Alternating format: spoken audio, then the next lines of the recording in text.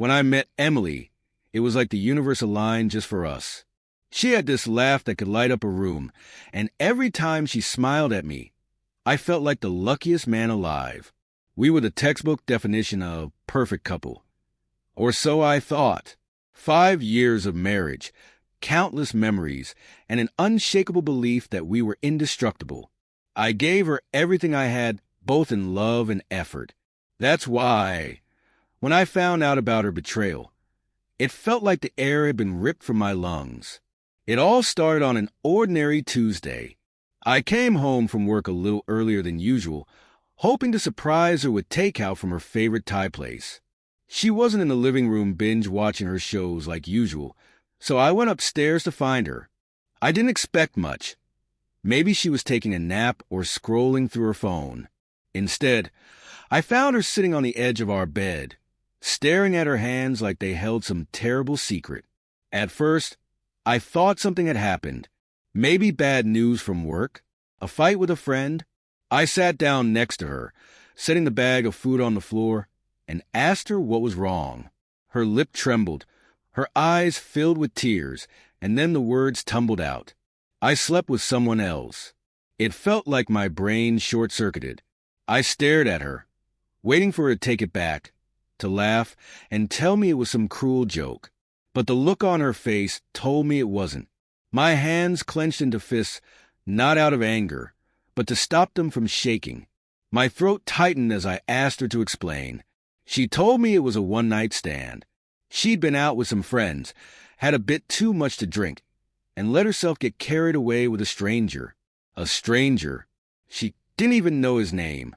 Emily sobbed as she told me it was the biggest mistake of her life, that she loved me, that she'd do anything to fix it.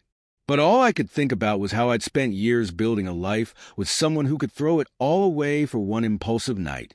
Every shared laugh, every whispered "I love you," every dream we'd built together. It felt like it had all been tainted. I left the house that night, needing air and space to think. I didn't tell her where I was going, and honestly, I didn't know myself. I just drove, aimlessly, until I ended up at an empty parking lot. I sat in the car for hours, replaying her confession over and over in my head. The pain was unbearable, but somewhere in that darkness, a cold clarity began to emerge.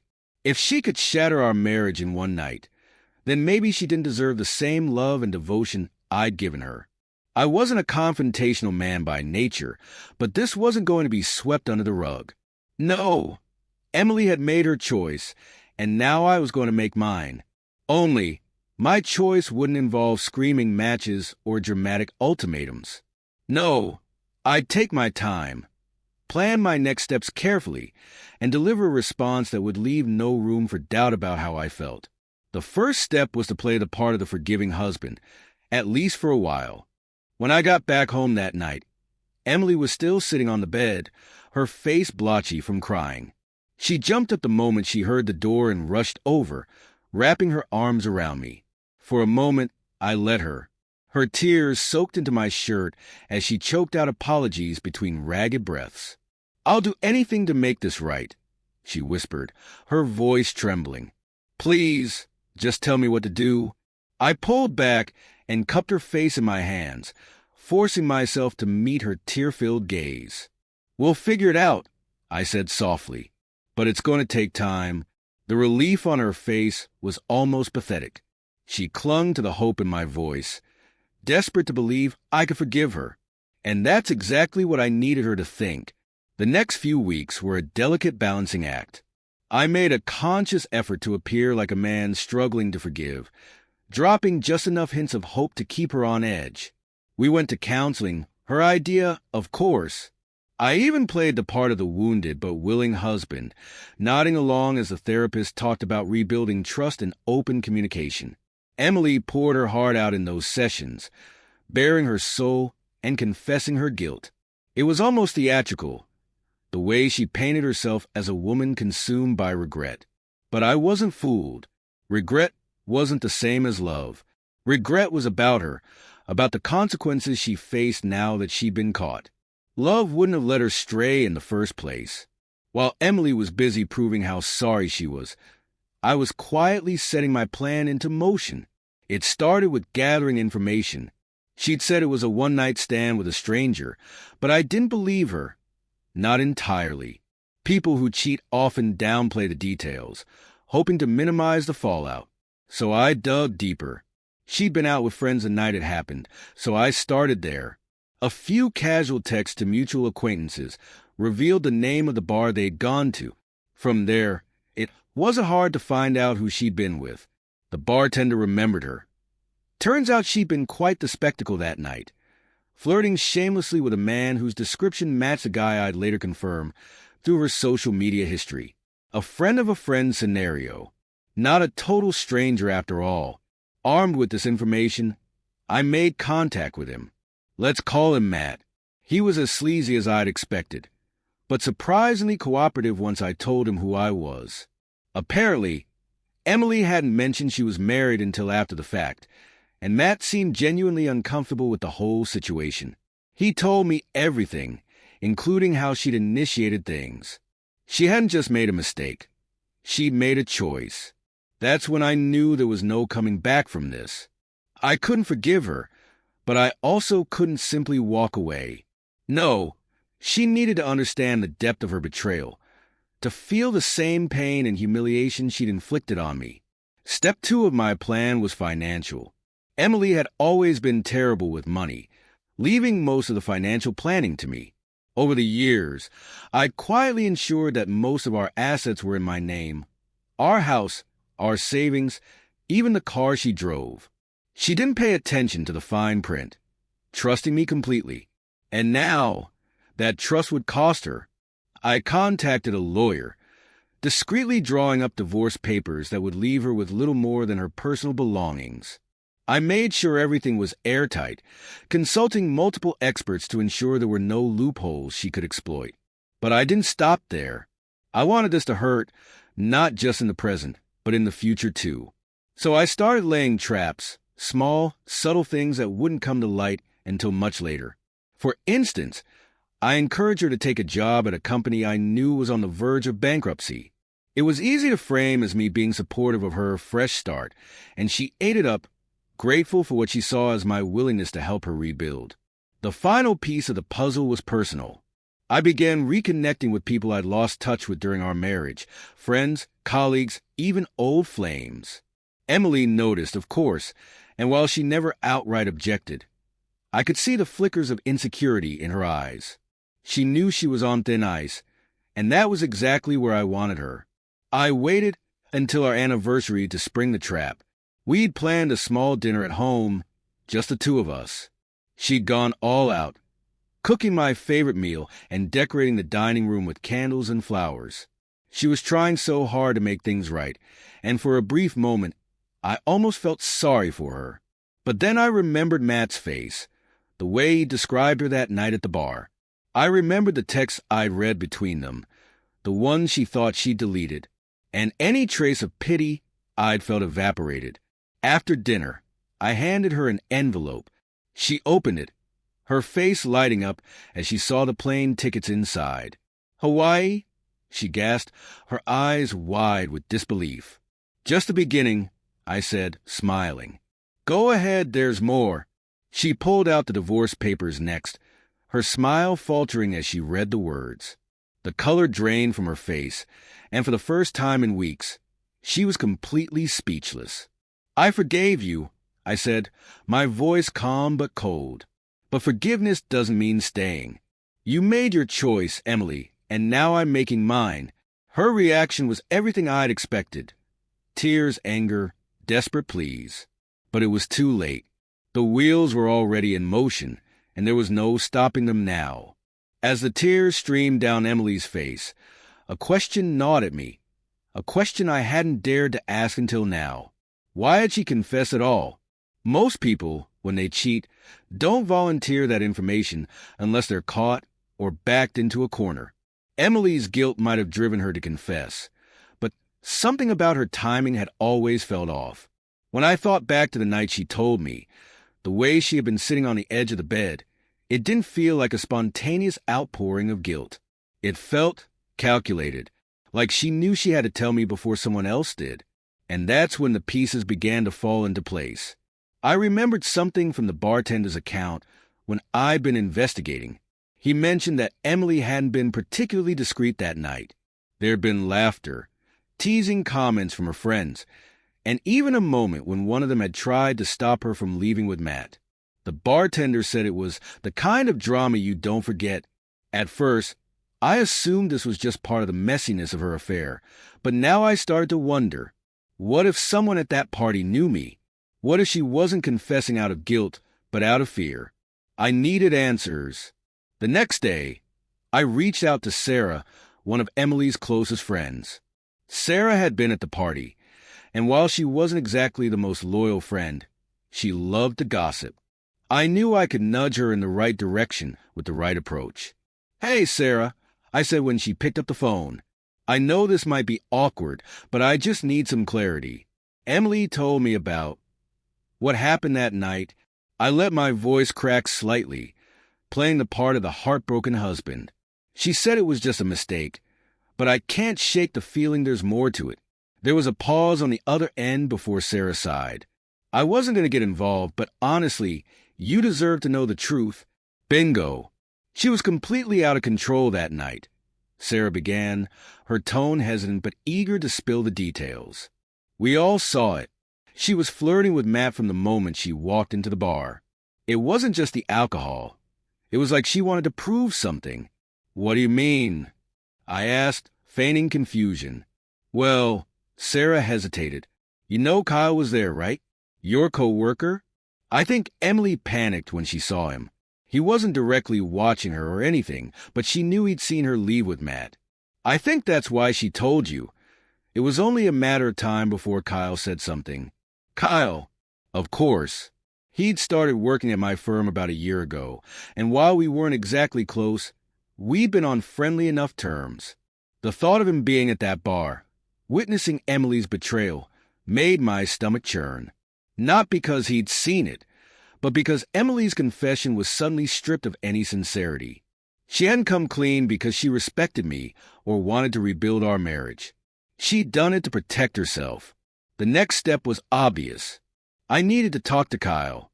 That evening, I approached him in the office under the guise of casual conversation. "Hey, Kyle," I said as we grabbed coffee in the break room. "Weird question, but were you at Jake's bar a few weeks ago?" Kyle froze for a split second, his expression betraying him. Yeah, I was there." "Why?" I smiled tightly. "I heard Emily mention seeing you there. Just wanted to confirm." His eyes darted away, and he shifted uncomfortably. "Look, man, I wasn't going to say anything, but yeah, I saw her. And, well, I saw her leave with some guy. I didn't want to get involved. Figured it wasn't my place." I nodded, keeping my expression neutral even as rage simmered beneath the surface. "Thanks for letting me know. It means a lot." That was all I needed to hear. Emily had played me, trying to get ahead of the story before Kyle could bring it up. Her confession wasn't about saving our marriage. It was about damage control. The realization hardened my resolve. If I'd felt even a sliver of pity for her before, it evaporated now. Emily hadn't just betrayed me physically. She'd also manipulated me emotionally, twisting the narrative to suit her needs. Over the next few days, I adjusted my plan. The divorce papers were already in motion, but now I wanted to hit her where it would hurt the most, her reputation. Emily prided herself on being seen as kind, generous, and loving by our friends and family. She loved playing the role of the perfect wife, even when she clearly wasn't. So, I started planting seeds of doubt. I casually mentioned to a few mutual friends that we were having issues, framing it as me being unsure about how to handle a tough situation. I didn't need to spell out what had happened. Just hinting at trouble was enough to let their imaginations fill in the blanks. At the same time, I began gathering evidence. Screenshots of the texts Emily had exchanged with Matt, the details I'd gotten from Sarah and Kyle, even a timeline of her lies and omissions. I wasn't planning to use it yet, but I wanted to be ready. The opportunity came naturally. Weeks ago, before her confession, Emily had planned a dinner party with friends and family to show off our perfect marriage. After admitting her affair, she insisted we proceed, framing it as a way to show we were working through things. She had no idea it would become the stage for the truth. The night of the party, I played my role flawlessly. I smiled, joked, and acted like the loving husband everyone expected me to be. But as the evening wore on, I subtly steered conversations in a direction that would expose Emily's lies. "So, Kyle," I said during a lull in the conversation, "you were at Jake's bar a while back, right?" Small world. Kyle's eyes widened, and he glanced nervously at Emily, who had gone pale. Yeah," he said cautiously. Emily shot me a sharp look, her facade cracking. "What does that have to do with anything?" she asked, her voice tight. "Oh, nothing," I said lightly. "Just funny how coincidences work." "Isn't that right, Kyle?" The room went silent, tension crackling in the air. And that was when I knew I had her exactly where I wanted. The silence in the room was deafening. Emily's face was a mixture of panic and anger, a perfect storm of emotions she couldn't control. She shot me another glare, her eyes pleading with me to stop, but I wasn't about to let her off the hook. "Actually," I said, setting my wine glass down and leaning back in my chair, "since we're all here, there's something I'd like to share. It's been a rough few weeks for Emily and me, and I think it's time we come clean about everything." The panic in her eyes turned to outright fear. "James, don't," she said through gritted teeth, her voice low and threatening. I ignored her, addressing the table instead. "Emily told me she made a mistake, a big one, and I've been working hard to understand it, to forgive her. But, forgiveness is a tricky thing. It requires honesty, and honestly, I paused, letting the weight of the moment sink in. It's hard to forgive someone who's lied to your face." "James," Emily snapped, her voice louder now, her desperation barely masked. "Lied about what?" asked her sister, Christine, frowning in confusion. I looked directly at Emily, giving her one last chance to come clean. "Do you want to tell them, or should I?" The room held its collective breath. Emily's hands trembled as she gripped the edge of the table, her knuckles white. She glanced around, her eyes darting from one face to another, looking for an escape. But there was none. "Fine," I said, my voice calm but firm. "Let's start with the night at Jake's bar. Emily, you told me it was a mistake, a one-night stand. But that wasn't entirely true, was it?" She opened her mouth, but no words came out. The silence was all the confirmation I needed. I spoke to Sarah, I continued, and Kyle. They both told me what really happened. That you weren't some helpless victim of circumstance. You made a choice. You pursued him. Christine's eyes widened. "Is this true, Emily?" she asked, her voice shaking. Emily buried her face in her hands, unable to respond. "And that's not even the worst part," I added. "She confessed to me, not because she felt guilty, but because she was afraid Kyle might tell me first. Isn't that right, Emily?" Her head shot up, her face red with anger and humiliation. "You're blowing this out of proportion," she shouted. "I made a mistake. I'm human, James." "No, you're selfish," I countered, my voice rising for the first time. "You didn't just betray me. You tried to manipulate me into forgiving you, all to save your own skin. And now, everyone here knows the truth." The room erupted into chaos. Emily's mother gasped, her father muttering something about needing air. Her sister looked horrified, while her friends exchanged awkward glances, clearly unsure of what to say. "James, stop," Emily pleaded, her voice breaking. "We can work through this. Please, I love you." I stood up, my chair scraping loudly against the floor. "Love? If you loved me, you wouldn't have done this. You wouldn't have lied, and you wouldn't have tried to manipulate me. Love isn't about words, Emily, it's about actions. And your actions have made it very clear how little I mean to you." I reached into my pocket and pulled out an envelope. "These are the divorce papers," I said, placing them on the table in front of her. "They're already signed. All you have to do is add your name. Her jaw dropped. You planned this? She whispered, her voice barely audible. Yes, I said simply. Because you didn't just betray me. You underestimated me. You thought you could sweep this under the rug, that I'd forgive you and we'd move on. But I deserve better than that. I deserve better than you. With that, I turned and walked out of the room, leaving her stunned and speechless. The aftermath of that night was everything I'd hoped for. Word of what happened spread quickly among our friends and family. Emily's carefully crafted image as the perfect wife shattered, replaced by whispers and judgment.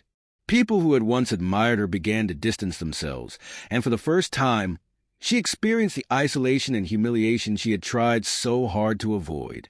The divorce was swift and one-sided, thanks to the airtight preparations I'd made.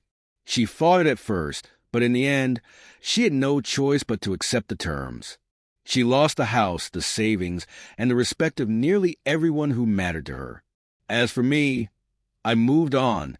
It wasn't easy, but there was a certain catharsis in knowing I'd taken control of my narrative. I didn't just survive her betrayal. I turned it into a lesson she'd never forget. The last time I saw Emily was at a mutual friend's wedding a few months later. She was sitting alone at a table in the corner, nursing a drink and avoiding eye contact with everyone. I caught her looking at me once, her eyes filled with regret and longing. But I just smiled, turned away, and joined a conversation with someone new. Because that's the thing about betrayal. It doesn't just break trust. It reveals character. And once you see someone's true colors, there's no going back.